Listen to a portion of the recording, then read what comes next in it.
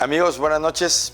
En esta ocasión, nuevamente regresando en el último segmento de esta entrevista con el licenciado en informática, regidor del Ayuntamiento de Zapotlán el Grande, Alejandro Barragán Sánchez. Alex, nos quedábamos al final del segmento anterior con reflexiones que hacías tú en relación a los votos que la mayoría pueden emitir de alguna manera por la línea que les puede marcar el proyecto, la ruta o la política en su momento dado. Y me imagino que te refieres sobre todo a los problemas que tú estuviste combatiendo mucho en el caso, por ejemplo, de la concesión del alumbrado, que fue un tema muy sonado, muy defendido por tu parte y que corriste con la suerte de hacer mucha algarabía alrededor de eso, ¿no? Una pregunta, Alex, ¿no es bueno hacer más chiquitos los gobiernos para que haya más recursos para otras cosas y las concesiones sean una herramienta útil para ayudar a la administración municipal? Claro que sí, Luis Carlos. A ver, pero vamos a plantearlo de otra manera. Las concesiones son legales. Las concesiones es una estrategia legal, es una estrategia que por supuesto los gobiernos municipales tienen que evaluar y tienen que considerar, pero hay tantas áreas de desarrollo que un ayuntamiento se puede meter, de la que hoy no es experto, de la que hoy no conoce, y que si hoy, por ejemplo, te lo voy a plantear con el ejemplo que nosotros presentamos en la campaña electoral del 18. Nosotros planteábamos un proyecto de clínicas de barrio. Fíjate, clínicas de salud. Clínicas de salud, un consultorio de primer contacto, un dispensario, primeros auxilios, 8 clínicas distribuidas en diferentes puntos de la ciudad. Bueno, quizás la vocación o la experiencia o la infraestructura que tiene el ayuntamiento en este momento no nos permitiría abocarnos a desarrollar perfiles, a hacer compra de insumos, etc. O sea, ese es un proyecto que bien podría concesionarse. Ok. Pero a ver, la recolección de la basura, el alumbrado público, que forman parte de la columna vertebral de las obligaciones Prestación de servicios. y una prestación de servicios. O sea, y aparte, te lo digo también, digo, no quiero hemos llevado la conversación muy tranquila, no quisiera yo apasionarme en el tema, pero déjame decirte algo, vamos a resumirlo de una manera. Una concesión se justificaría si efectivamente, tal y como dices, pudiera abaratar los costos. Así es. Si la infraestructura que tuviera el ayuntamiento fuera lo suficientemente obsoleta, fuera lo suficientemente costosa y una tecnología inaccesible para el ayuntamiento o una técnica o alguna situación que pudiera de verdad abaratar los costos, no hay manera de decir que no. Pero yo te puedo decir, Luis Carlos, y le puedo decir a los televidentes que nos miran en este momento, que tanto la concesión del alumbrado público como la concesión de la recolección y disposición final de los residuos son estrategias del gobierno municipal que nos cuestan más a los zapotlenses. Hoy nos cuesta más el servicio de la recolección y la disposición final de los residuos que lo que costaba en la administración pasada antes de ser concesionado. Y te puedo además proyectar con estudios que tengo y que además he sintetizado y publicado en mis redes sociales. Te puedo demostrar que en los próximos 20 años el alumbrado público será muchísimo más costoso de lo que hubiera sido para el propio ayuntamiento haber liderado y haber ejecutado con sus propios recursos exactamente la misma modernización. Entonces, quiero que quede claro. ¿No estás en contra de las concesiones? Por supuesto que no. No solo no estoy en contra de las concesiones, sino que te lo digo, te lo advierto, en 2018 habíamos planteado un modelo de una asociación público-privada para hacer 8 clínicas de barrio en esta ciudad, donde la injerencia por parte del gobierno municipal tenía que ver únicamente con rectoría, pero la empresa privada o las empresas privadas interesadas en participar en estos modelos serían los que harían la operación. Fíjate nomás. Yo leí algo de tu plataforma política, pero no recordaba este dato y lo que hubiera servido para estos temas de pandemia, ¿no? Mira, ese es un asunto que no podemos hablar a todo pasado. Digo, claro. Pero quiero que sepas, Luis Carlos, y yo sé que lo saben también los televidentes, sobre todo los de Zapotlán el Grande, y sobre todo también los de la región, que tampoco es una novedad o no nos acabamos de dar cuenta el déficit de espacios de atención médica que tenemos en esta ciudad. En una ciudad que está creciendo vertiginosamente, donde cada vez más personas, sobre todo trabajadores del campo, trabajadores de la agroindustria o estudiantes, están viniendo todos los años y cada vez en una mayor escala, y que desde hace mucho tiempo los espacios, los pocos espacios que tenemos de atención médica son insuficientes. Y estoy hablando no solo de los espacios públicos, sino además de los espacios privados. Entonces, efectivamente, pero a ver, no podemos culpar a nadie de lo que está pasando en esta pandemia, porque este fenómeno pasa a lo mejor en peores escalas en otras ciudades medias como del tamaño de Ciudad Guzmán. No lo sé, no vale la pena decir, se los advertí, eso no vale la pena. Lo que sí vale la pena, Luis Carlos, es que aprendamos lo más que podamos de esta experiencia tan dolorosa que ha sido el COVID-19 y que lo aprendamos en todos los sentidos. Creo que el ayuntamiento, como cualquier otro ayuntamiento del país, estaba sin preparación desde el punto de vista de la infraestructura, desde el punto de vista de los presupuestos, desde el punto de vista de la atención a los ciudadanos. No sabíamos cómo actuar, eso también hay que reconocerlo. Y me parece que hay mucho de lo que tenemos que aprender y hay expertos, seguramente habrás leído, yo sé que te gusta estar informado y sé que habrás leído muchas opiniones, columnas de opinión en diarios en otras partes del mundo, donde parece que iniciaron la temporada de pandemias. Es decir, quizás en los próximos 15 o 20 años va a ser un escenario que vamos a estar viviendo con frecuencia. Tristemente. Y entonces, sin lugar a dudas, es un tema donde los gobiernos tendrán que poner mucha atención, porque el daño patrimonial, el daño a la vida de los mexicanos o de los zapotlenses en este caso, pues es un tema que no se puede poner en riesgo, y menos cuando ya estamos aprendiendo. Así es. Sí, tienes toda la razón. El hubiera no existe, pero el marzo del 2020 llegó y para el presupuesto 2021 tendrá que verse reflejado las enseñanzas de aprendizaje. Entonces, vamos a ver de qué tanto está hecho el Ayuntamiento de Zapotlán el Grande, todos, para ver que esta necesidad sí es demasiado urgente, ¿no? Independientemente de los presupuestos estatales o federales, hay lógica de impuestos locales que obligan a reorientar el gasto. Y así como en las familias, tú repartes el gasto entre el número de hijos y familiares. Cuando alguien está enfermo, le quitas a unos para el enfermo, porque es el más débil en ese momento. Y cuando hay una necesidad mayor, pues ni modo. O sea, la reestructuración del gasto interno se realiza. Ojalá y tengan ustedes la buena atingencia de hacer ver que ya el próximo año no podemos decir hubiéramos hecho esto, porque ahorita ya son tiempos de discusión de presupuesto que tendrán ustedes que ver mucho, espero. Te voy a poner un ejemplo también de cómo hay ocasiones que no sabemos a lo que nos enfrentamos y nunca lo vamos a saber o no lo podemos pronosticar. En la discusión del presupuesto de egresos del año pasado, para el 2020,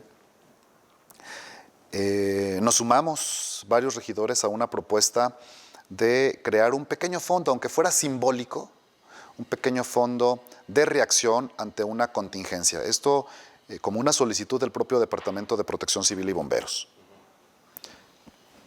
Si hoy le preguntaras a la gente si creen que ese tema como un seguro es importante, estoy seguro que la gran mayoría de la gente habría querido tener por lo menos 100,000 pesos para comprar vendas y agua oxigenada.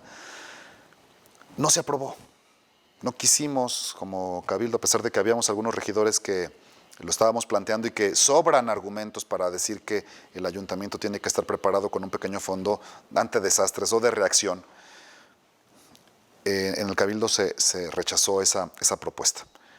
Creo yo que, tal y como tú lo acabas de decir, tenemos que aprender de las experiencias que estamos viendo en este momento y, sin lugar a dudas, en la discusión del presupuesto va a estar el COVID, la reactivación económica y la atención médica como un tema central de la discusión. Yo estoy convencido de que los ciudadanos están haciendo lo propio en sus negocios, en sus casas, en sus trabajos para adaptarse al próximo año y no me queda la menor duda de que el gobierno de Zapotlán el Grande tiene la obligación de estar a la altura de los ciudadanos. Yo espero que sí. Las propuestas no, bueno, pues tú lo sabes, mucha gente lo sabe. Yo me enseñé en esto de la política hace ya algunos años, siendo regidor, y aprendí en ese ayuntamiento, cuando Rafael Ríos fue presidente municipal, que los regidores votaban en contra de la propuesta de su presidente, cuando Chava Rubio, siendo el opositor, tenía razón. Y apoyábamos las propuestas de Chava Rubio, votando a favor de Chava en lugar de las de Rafa Ríos. Creo que hay manera de enseñarse a hacer la política que ocupa la humanidad en este momento. Y estos momentos requieren obligadamente honestidad y mucha lealtad hacia la población y hacia el presupuesto y hacia el manejo honesto de todo lo que se está haciendo. Yo espero que las cosas tengan un rumbo distinto. No es que no me guste la confrontación interna que debe de existir en la intensidad que deba de ser, porque es el cuerpo deliberador en el que impacta en 120,000 gentes, ¿no? Entonces, espero yo que tengan a bien en las próximas fechas definir un presupuesto que tenga que ver con la realidad de lo que vamos a vivir en el 2021. Así es. Alex, cambiándote un poquito de tema, nos tocó ser parte hace muchos años del boom de lo que se vino en la parte económica, que jamás calculamos que pudiera generarse un clúster agroalimentario importante, pero que sí se apoyaban mucho desde la época de Alberto Cárdenas, Rafa Ríos, Eduardo y después nosotros, el tema de apoyar a la gente en el campo con infraestructura, con inversión del municipio. Había un fondo, ahorita me hiciste acordar eso, había un fondo que estaba destinado precisamente a desarrollar empresas y a desarrollarlas de acuerdo a muchas condiciones que ponía el propio programa. Esto detonó de tal manera las cosas que ahorita es tal vez incalculable el monto de árboles sembrados de aguacate, tantas plantas de agave, tantas hectáreas de plástico protegido cubriendo los tal vez miles de hectáreas de berries. Esto impacta ecológicamente. ¿Cómo se deberá de enfrentar o empatizar la parte económica con la parte ambiental del futuro que no nos pertenece a nosotros? Mira, Luis Carlos, creo que cuando yo estaba en la universidad, muchos jóvenes preocupados por lo que pasaba en nuestra ciudad, comenzábamos primero por plantearnos cuál era la vocación de esta ciudad. Se evaluó el tema del campo, el tema turístico religioso, el tema cultural. Esta ciudad tiene materia prima para encontrar diversas vocaciones, todas ellas rentables y todas ellas para ofrecer espacios de desarrollo para la gran mayoría de los zapotlenses. Y creo que efectivamente, para bien o para mal, ya tenemos una vocación muy marcada, que es el tema de la agroindustria. La agroindustria ha generado muchísimos empleos, ha traído a la ciudad una gran derrama económica, hay que reconocerlo con mucha frialdad, que ha impactado positivamente en la economía de muchísimos negocios y familias en esta ciudad, pero también hay que reconocer que el consumo irracional de los recursos naturales también va a cobrarnos una factura y muy pronto.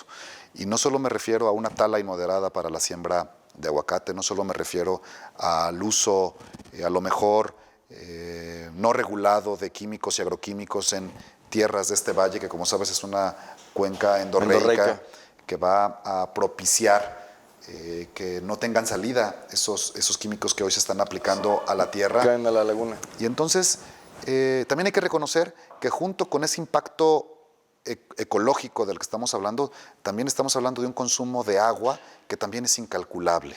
Tampoco tenemos nosotros la certeza de que la explotación del manto acuífero que tenemos en este valle se esté recuperando a la misma velocidad que se consume. Y es un tema que debería no solo de preocuparnos, sino de ocuparnos, no solo desde un gobierno municipal, sino además de la sociedad civil y de la propia universidad, de la academia tecnológico en su carrera que tiene que ver con ingeniería ambiental, la propia Universidad de Guadalajara y sus muchísimos estudios al respecto. Y se tiene que lograr un equilibrio, Luis Carlos. De nada nos sirve tener el número 1 de producción de aguacate y berries si estamos comprometiendo el futuro de las generaciones al dejarlas sin agua. Tiene que haber un límite, tiene que haber un punto de equilibrio en el que no nos debemos de cruzar y no debemos de arriesgarnos a cruzarlo por el simple y sencillo, la simple y sencilla razón de que la supervivencia de esta ciudad puede depender de un abuso en la explotación de los recursos naturales. ¿Quién tiene esos estudios? No lo sé. ¿Quién los ha pedido? No sé si se han pedido.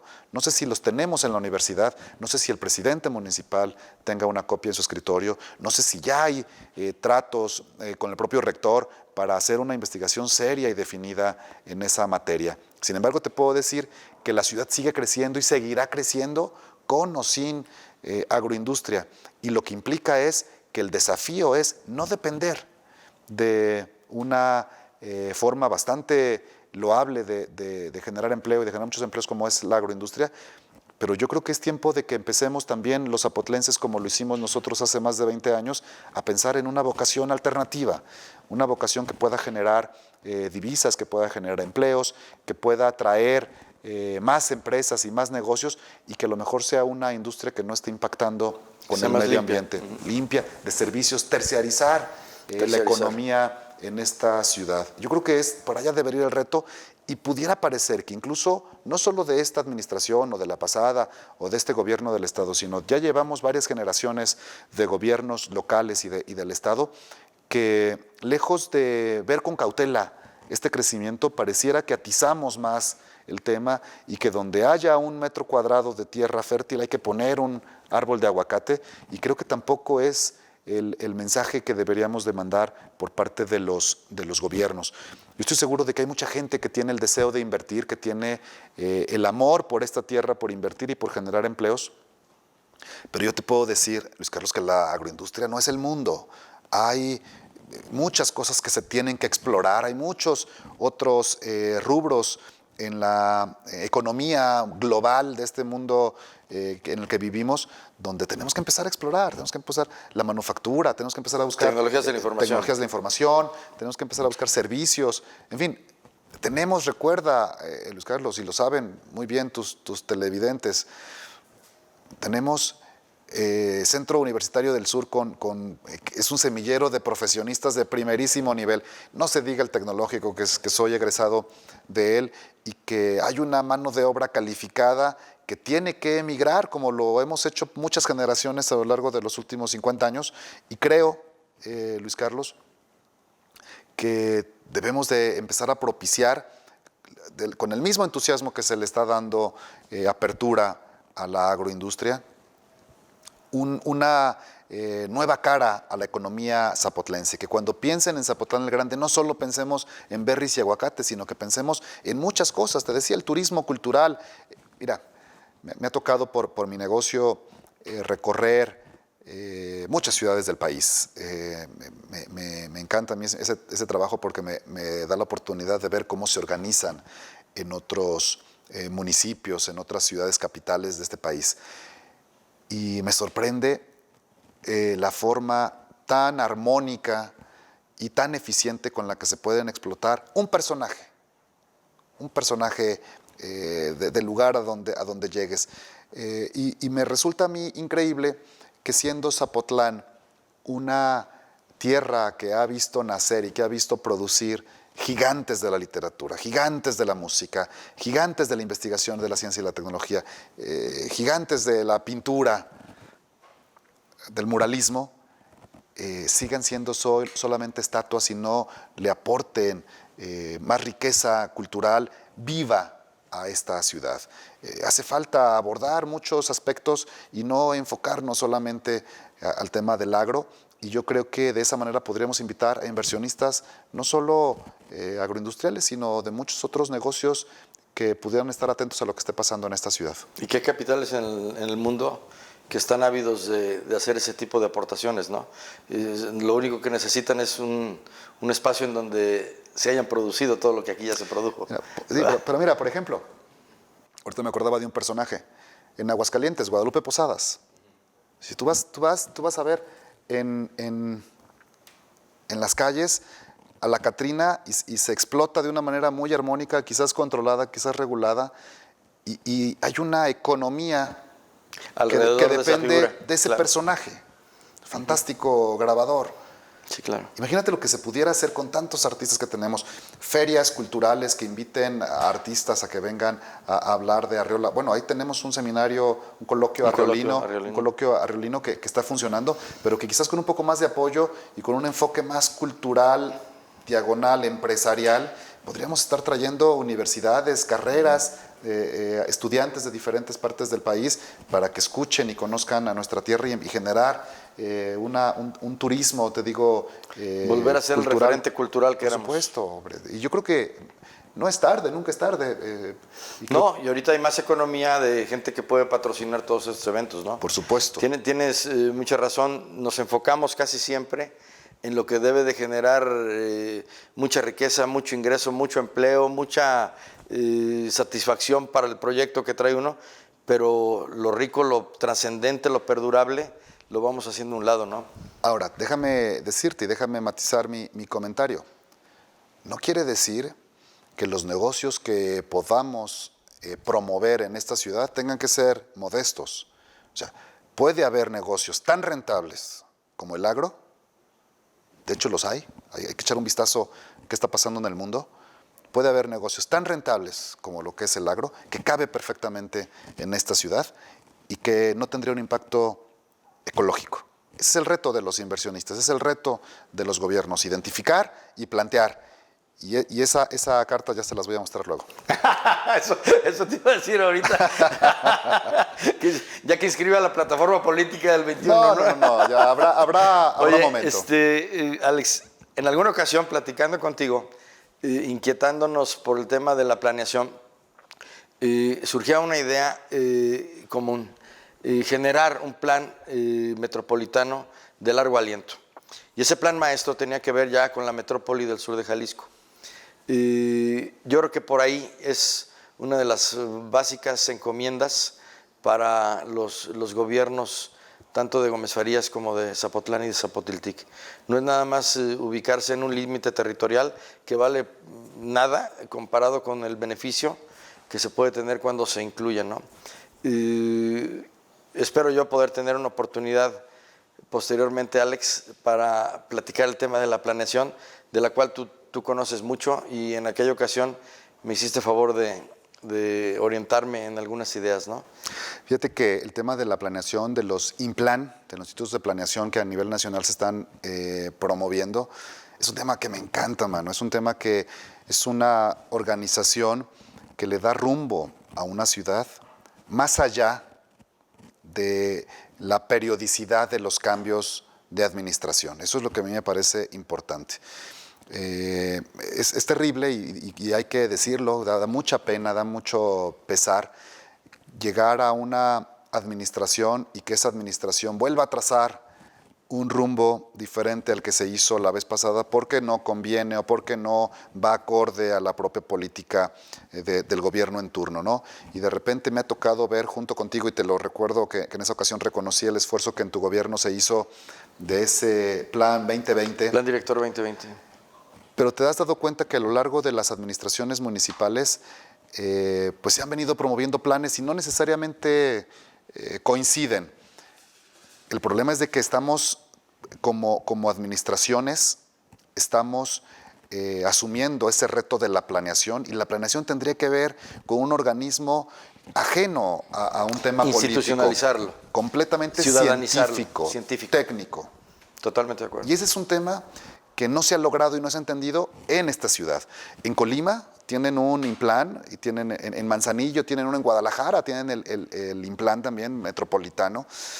Y cuando tú vas y platicas con personajes que han convivido con diferentes alcaldes, te puedes dar cuenta cómo la visión que un técnico que un profesional en temas de urbanismo, en temas de medio ambiente, en temas de vialidad y movilidad, etcétera, esos técnicos, pues resulta ser que sin un compromiso político están ayudando al presidente municipal en turno a orientar las políticas públicas, a orientar las obras, a orientar el destino de la ciudad. Y eso es fantástico, mano. Eso le quita a los presidentes municipales una carga tremenda de que depende de un administrador que solamente va a durar 3 años, el hecho de que tenga que pensar en una plataforma de desarrollo de 20 o 30 o 50 años en el futuro. Pero para eso son esos institutos de planeación que pues habremos de promover para que en Ciudad Guzmán, me encantaría a mí que hubiera un INPLAN, ojalá que suceda, pero también hay que decirlo, Luis Carlos, es un asunto que para que nazca con probabilidades de crecer y de ser un adulto saludable, es importante que no se promueva desde una plataforma política. Es importante que un INPLAN surja desde las academias, desde de los colegios, las asociaciones, los colegios de ingenieros y arquitectos, la academia en arquitectura, acá en el tecnológico. O sea, ellos tienen que desarrollar, ellos tienen que apropiarse de esa responsabilidad de a dónde quieren que esta ciudad donde ellos viven vaya. Y ese es parte, digamos, algo que quizás el gobierno municipal en turno tendría que empezar a soltar y apoyar su plan municipal de desarrollo a un plan estratégico que estas asociaciones civiles de técnicos, de profesionales, de expertos van a orientar. Totalmente. Al tener esa Biblia, por así decirlo, o ese plan maestro, los candidatos ya no se van a tener que preocupar por la idea. Es la ejecución. Tendrán que protestar, en el caso de que ganen, cumplir lo que dice ahí. Así es. Y me parece que por ahí es la ruta. Pues Alex, muchas gracias. Muy contentos de estar aquí en tu casa, compartiendo estos momentos que para nosotros en el caso de Misur TV y en particular del programa que tenemos de Temas del Sur, ha sido muy agradable platicar contigo como siempre. No, hombre, esta es su casa, Luis Carlos, compañeros del staff. Los jóvenes que vinieron, muchas gracias, esta es su casa. La verdad que yo también la pasé muy a gusto, se me pasó muy rápido el tiempo y la entrevista. Si te acabas rápido los políticos y le vuelves a dar la vuelta, aquí te esperamos. Sale. Muchísimas gracias, amigos de Temas del Sur. En esta ocasión con el regidor, licenciado en informática Alejandro Barragán Sánchez. Muchas gracias.